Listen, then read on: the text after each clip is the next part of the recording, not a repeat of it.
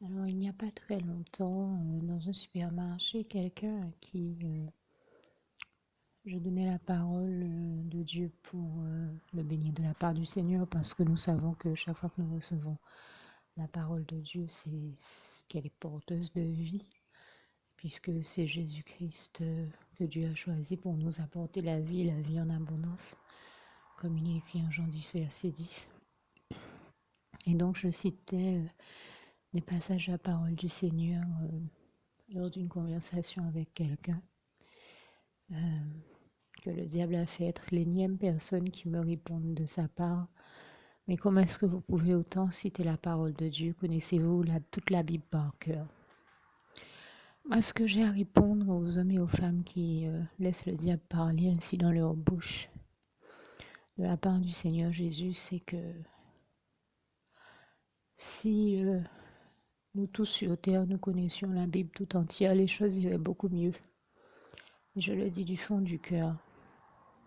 Et je dis aussi, je tiens à rendre grâce et gloire à Dieu, à Jésus, à son Saint-Esprit, puisque à l'époque d'avant ma conversion, quand j'étais et d'avant mon baptême par les eaux, quand j'étais encore catholique, maintenant je suis évangéliste, quand il m'arrivait de passer par les eaux du baptême, pardon, avant que je ne passe par les eaux du baptême, quand il m'arrivait d'aller à l'église catholique, je disais sincèrement: Seigneur Jésus, je ne suis pas digne de te recevoir, mais dis seulement une parole et je serai guéri. Et le Seigneur Jésus m'a non seulement guéri, mais m'a glorieusement sauvé la vie avec un verset de la Bible. Et je dis ici tout mon amour, ma reconnaissance à Dieu, à Jésus, à son Saint-Esprit, à qui toute la gloire revient, pour m'avoir si majestueusement et glorieusement, magistralement sauvé la vie. Mais je dis que si Dieu n'avait disposé le cœur de quelqu'un pour apprendre sa parole et connaître correctement sa Bible, eh bien, au jour d'aujourd'hui, je ne serais peut-être plus vivante. C'est parce que Dieu a mis au cœur de quelqu'un de connaître très bien sa Bible que cette personne a été capable de me citer le passage que Dieu lui a indiqué, toute la gloire en revient à Dieu, et qu'aujourd'hui, je suis vivante. J'ai l'habitude de dire que je ne suis vivante et que je ne respire que parce que Dieu, Jésus-Christ et son Saint-Esprit m'ont puissamment et glorieusement sauvé la vie. Et je remercie Dieu, je bénis Dieu, je lui demande de bénir aussi la personne qui l'a utilisé pour ça. C'est vous dire l'importance pour nous, dans les faits, connaître le mieux que possible la Bible, la sainte parole de Dieu, et toute la Bible, si possible, c'est encore mieux. Pas plus tard que ce week-end, j'entendais encore un pasteur qui disait l'importance pour un chrétien de parvenir à lire, ne serait-ce qu'une fois dans sa vie, la Bible en entier. Moi, je ne mets de fardeau à personne. Je dis tout simplement que mieux nous la connaissons, mieux cela vaut pour nous et pour les autres également, puisque c'est par le biais de sa parole notamment que Dieu non seulement sauve puissamment et glorieusement des vies, c'est l'un des biais par lesquels Dieu sauve des vies, mais en plus par lequel il nous bénit, donc nous apporte la vie en abondance, et toute la gloire en revient à Dieu, à Jésus et à son Saint-Esprit. Merci Seigneur.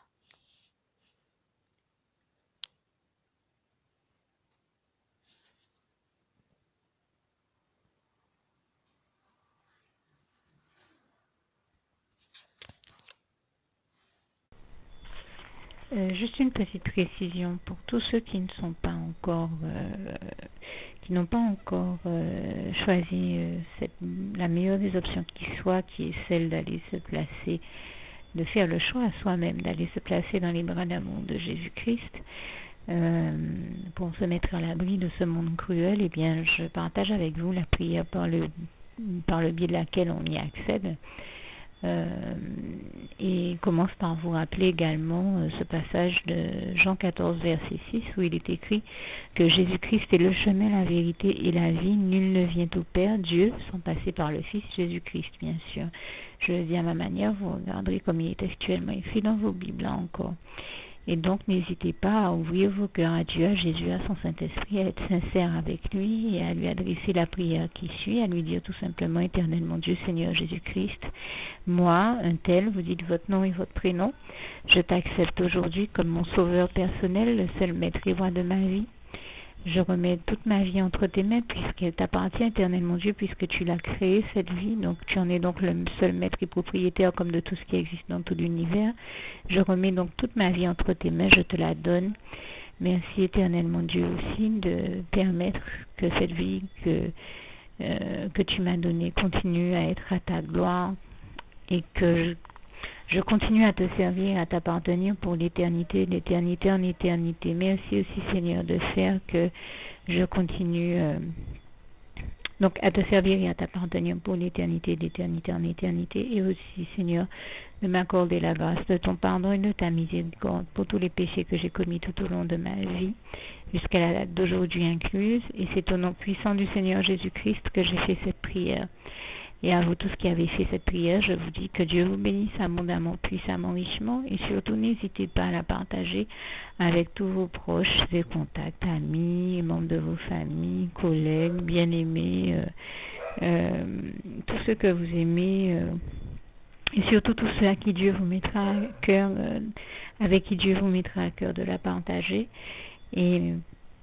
Et comme j'aime à le dire, si vous n'avez pas encore pris le temps de faire cette prière, comprenez bien que voilà, ça ne vous coûte rien de la faire, c'est gratuit, c'est indolore, et que voilà, vous n'êtes pas obligé de me croire, mais moi il m'est arrivé tout comme vous de devoir faire cette prière un jour dans ma vie, et quand on m'a proposé de la faire, je me suis dit, et si c'était vrai, et si c'était vraiment Dieu qui, par ce biais-là, m'appelait à lui et me demandait de lui donner ma vie, de l'accepter, c'était Jésus qui était en train de vraiment me tendre la main et qui était en train de me demander de l'accepter comme mon sauveur personnel, je ne pourrais pas passer à côté de l'occasion de lui dire oui, parce qu'il faut aussi que je reste ouvert ou ouverte à ce que Dieu peut avoir à me dire.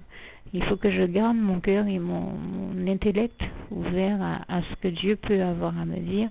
Donc je me suis dit, je ne peux pas courir le risque de passer à côté de mon éternité, de passer à côté des meilleures choses de la vie, surtout si le maître et créateur de la vie m'appelle et cherche à me sauver. Pour être sauvé, il faut bien que je lui dise oui, que je souhaite qu'il me sauve. Oui, Seigneur Jésus-Christ, je t'accepte comme mon sauveur personnel. Et c'est le sens de cette prière. Et comme je dis, elle ne nous coûte rien à faire. Et puis surtout, moi je vous dis, du jour où je l'ai faite, j'ai vu Jésus changer ma vie en mieux sur tous les plans. Et donc je crois que ça ne vous coûtera rien, ça ne vous coûte rien vous non plus de la faire et puis d'expérimenter, de regarder comment les choses vont se dérouler dans votre vie, de regarder Jésus changer votre vie en mieux, à vous aussi.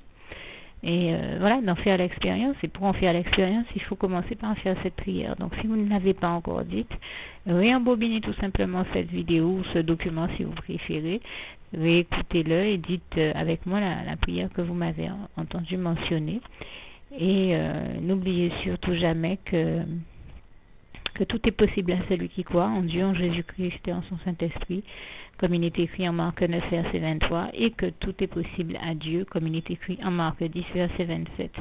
Que Dieu vous bénisse donc et à bientôt.